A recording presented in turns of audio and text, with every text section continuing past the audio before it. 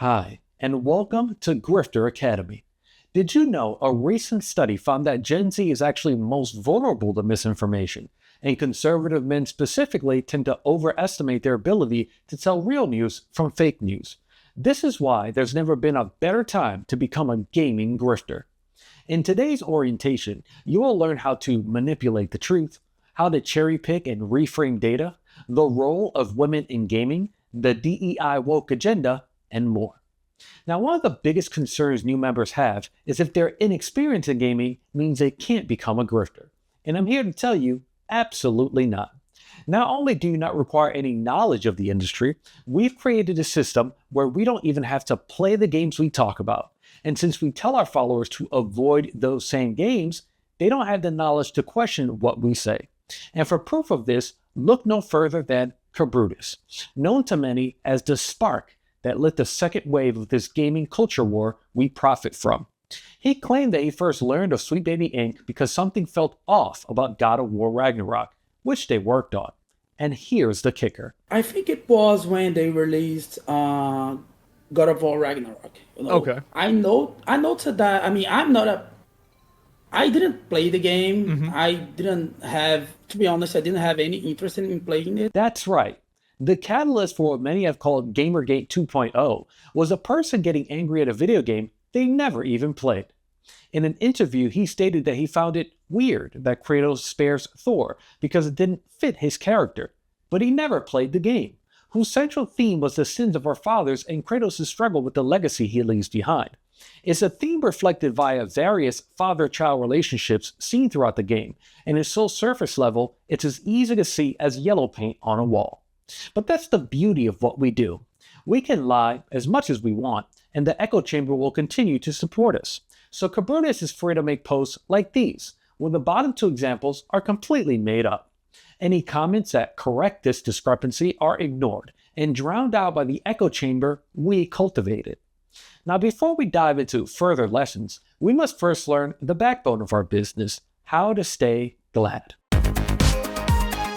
Our biggest enemy in the gaming grifting space is actually reality itself. It's essential to our success that we convince our followers to distrust the way reality presents itself and offload any and all critical thought to us and us alone. When a news story breaks, we need them to not think about how it makes them feel, but to seek us out so we can tell them how they're supposed to feel. We do this by branding any journalist or creator who disagrees with us as untrustworthy sources who are magically working together to infect all of us with their woke mind virus. This is also why our sources are usually a closed loop. A lot of the articles and analysis we share are all created by other grifters. If someone tries to debate us with real data, the best course of action is to simply ignore it or say that it's fake. There's no need to disprove it or come up with opposing data. Our followers are too daft to see that we are fabricating a reality where we are always right and anyone who disagrees with us is automatically always wrong. Maintaining this illusion is key. Luckily, social media will do a lot of the heavy lifting for us by trapping our followers in an echo chamber. Here's an example. This user claims no one is talking about Ghost of Yote after release, but yet he still consistently sees pictures of Eve from Stellar Blade. Fortunately for us, he doesn't understand that's how algorithms work. It will mostly show you things you engage with in order to keep you on a platform. These are the types of intelligence gaps we are constantly looking to take advantage of. Now, we will naturally attract critics who will challenge our ideas with facts and legitimate data. This is where we always remember to stay glad. Gaslight, lie, avoid, and deny. Let's take this exchange between Smash JT and Colin Moriarty. This is the man we're supposed to trust with facts. He says, never ever let facts get in the way of believing what you wish were true. Yeah. If you believe you can fly, you go ahead and touch the sky. Yeah. Yeah. That's the guy that you want us to. You realize it's sarcasm making fun of the people about Ghost of Yote, right?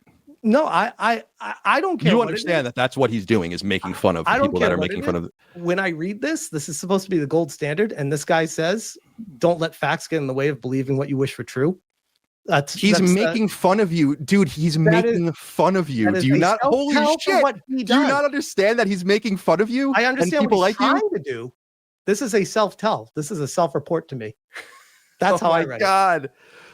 God bless you, dude. On average, children develop the ability to detect sarcasm around 5 to 6 years old, so you might think it pretty embarrassing for a grown man to present that statement as an admission of fact. Luckily, Smash GT remembered to stay glad. He gaslit Colin into thinking that, of course he knew it was sarcasm, lied about the message's true intentions, avoided the accusations that he was being ridiculed, and denied the total and utter embarrassment of not knowing when someone is making fun of you to your face. This is the way it's done, as it will be detrimental to our image if anyone found out that even though we spent all day discussing the gaming industry, most of us have absolutely no idea what we're talking about. Truth is often described as a property of being in accord with fact or reality, but truth is processed in each of our minds. So if we can alter someone's perception of reality, we can get them to believe whatever we want. It's all about reframing conversations and cherry-picking data that only supports our agenda while denying anything that opposes it. It also helps to simplify the message so we can focus our followers, like a laser pointer to a house cat. We do this by identifying an enemy and branding them the bad guy, because it's a concept even children can understand. That's what makes Sweet Baby Inc. the perfect target. We're able to successfully convince our base that they are responsible for Mary Jane's horrific appearance in Spider-Man 2, and they are the reason why New York City has so many pride flags and gay characters. They're also the reason why Alan Wake 2's protagonist was black, and Suicide Squad Kill the Justice League's awful story was their fault. Once we make these declarations, it's imperative that we reframe information to ensure that we stick to that agenda. They are the reason these games failed, and if any of these games succeeded, we just ignore it and never talk about it again. This theory that Sweet Baby Inc. had this much control over those games would be easily debunked by common sense. These publishers are multi-billion-dollar brands.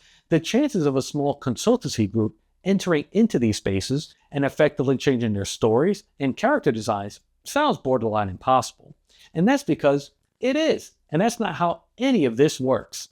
But remember, truth funnels through us, and we can manipulate it to fit our agenda. Take Alan Wake 2, for example. Sweet Baby Inc. was credited as working on it, so we knew there had to be some wokeness in there somewhere. And luckily, this Quantum Break Easter egg was the key.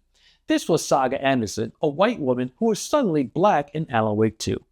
Now this change makes sense, once you acknowledge that Saga's character wasn't fully fleshed out at that point, and if you play the game, the change makes perfect sense. But since none of us actually played it, it's easier to just fabricate the story that Sweet Baby Inc. forced them to change her race. The director of the game came forward and confirmed this was not true, but that doesn't matter. We still post this photo. Since we have trained our followers to only believe us, there's no reason to provide proof. And since we have collectively ignored the director's statement, it's like it never happened, and we can all continue to live in the reality we created. If anyone ever shows you that post, remember to stay glad. By letting them know, of course he said that. They're not going to tell us the truth. To this end, it's essential that we claim credit for companies that we brand as woke that are not doing great, like Ubisoft. Their stock price is tanking as a result of low investor confidence due to things like several canceled projects, multiple failed live service endeavors, the struggle to deliver on blockbuster hits, and consistent mismanagement issues. Whoa, the truth is a lot of words. Let's make it simpler. It's actually all because they put a black guy in Assassin's Creed. Another tried and true tactic is to only trust sources and data when they support our agenda and immediately discredit ones who don't. During Concord's failure, Colin Moriarty revealed that the game lost $400 million. This supports our agenda, so this is what Smash JT had to say. According to a tweet from Colin Moriarty, and that is the Long Island Viper, who's a former employee of IGN, and some would even say an outcast in the games journalism space. Wait, hold on a second. I wonder why that is. Probably because he's logical with his approach and looks at things rationally? I don't know. Don't want to make too many leaps here. Since Colin's story helps us, he has earned our praise as a trusted source. But recently, Colin acknowledged the reality that Ghost of Yotei had a great launch. Since we have already confirmed Ghost of Yotei is woke, Smash JT is now forced to discredit Colin and brand him a corporate shill who can't be trusted. Colin Moriarty hasn't changed, but we must in order to maintain the illusion that we are always right. Branding him a shill also paints him as the bad guy, which ensures our community will immediately discredit anything he says from now on. This is a tactic referred to as othering, commonly used in perfectly reasonable cult religions like Scientology. It's imperative that we exploit the male loneliness epidemic by utilizing what is now colloquially known as a right-wing red pill pipeline, and using it to reinforce gamers' misogyny to keep them engaged. This misogyny combined with platforms like OnlyFans have fueled porn addiction, and we're here to use it as leverage. Young and adult men alike fall into these spaces in pursuit of community, who then take advantage of their insecurities and frustrations and turn their focus towards hating women, blaming them for their circumstances.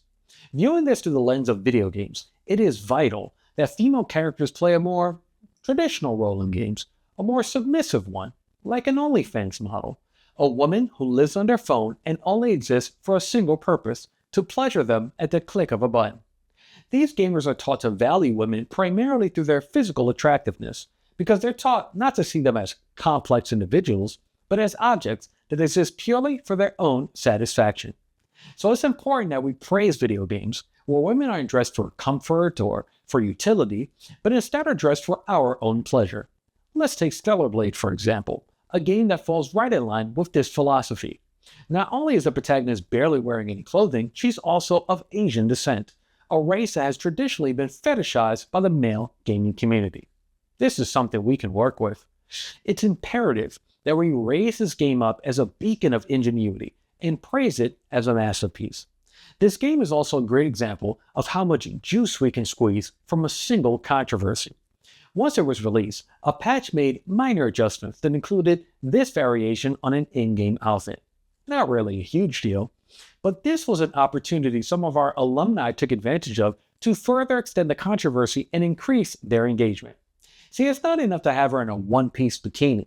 The existence of this thin piece of fabric that obscures a clear view of her cleavage and forces my imagination to work harder to visualize what Eve's vagina actually looks like is a clear indication of censorship. A petition to reverse that decision reached over 95,000 signatures. This is the audience we aim to exploit at Grifter Academy.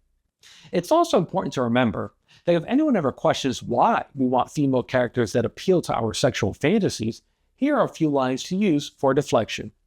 If I'm going to see a character for hours, she might as well be attractive. Men are the biggest demographic of gamers. It makes sense to advertise to them. Sex sells. That's not chauvinism, it's just business. On the opposite end, we must always find opportunities to denigrate any video games where a woman's appearance doesn't immediately arouse us and motivate us to jerk off, such as Ghost of Yote's Atsu. Be sure to capture these characters in low resolutions and unflattering moments, just like this user did, by zooming in to really expose that low video bitrate. Don't worry about being blatant about it. Remember, our followers won't think twice about how we're obviously manipulating and reframing the way she's portrayed.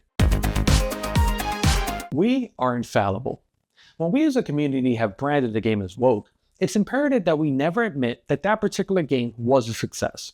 It's important our followers believe that we are the majority of consumers and we alone have a quantifiable effect on purchase patterns, and manipulating reality to fit that narrative is actually easier than you think. Here's a masterclass example from Smash JT, who tweeted this image of a UK website highlighting the fact that Ghost of Yote's price was already reduced 2 weeks after release. We can use this to support our narrative that the game is a flop. It's actually not out of the ordinary for physical UK games to see small savings following a release. Here's two recent examples: Battlefield 6 already 16% off 3 weeks after release, and Ninja Gaiden 4 25% off the deluxe edition just 1 week after release. The beauty of our followers is that they will believe anything that we show them, without question and without performing their own research, because living in the reality where we're always right is safer than the risk of seeking out the truth and having their worldview shattered to pieces. It's also why we ignore games that don't meet expectations we set. We championed the First Descendants launch day success as proof that playing games with one hand was what all gamers wanted. Grums claimed gamers have moved on from Helldivers, a game we deemed as woke. Grums also understands that knowledge is power, which is why he hasn't compared these two games since First Descendant launched, because the game, according to Nexon, has performed beneath expectations, and their player count continues to shrink. This perfectly contradicts our stance of go woke and go broke, which is why we choose to ignore it. We've declared that diversity in gaming is a result of a forced agenda. These companies have quotas to hit, so they must hire more diverse employees and increase the diversity of in-game characters. Remember how we said the right-wing pipeline is our bread and butter? Well, that's why we've adapted the Great Replacement theory and applied it to video games. If we allow gays and black people to be heroes, soon every single character will be a black trans woman fighting to save her pregnant husband. We use this fear of a slippery slope to create an unrealistic scenario and use that as motivation to keep our followers engaged. The truth is actually much simpler. In the early days, gaming was dominated by white men making games for white men. They created what they knew, and their consumers reflected that work.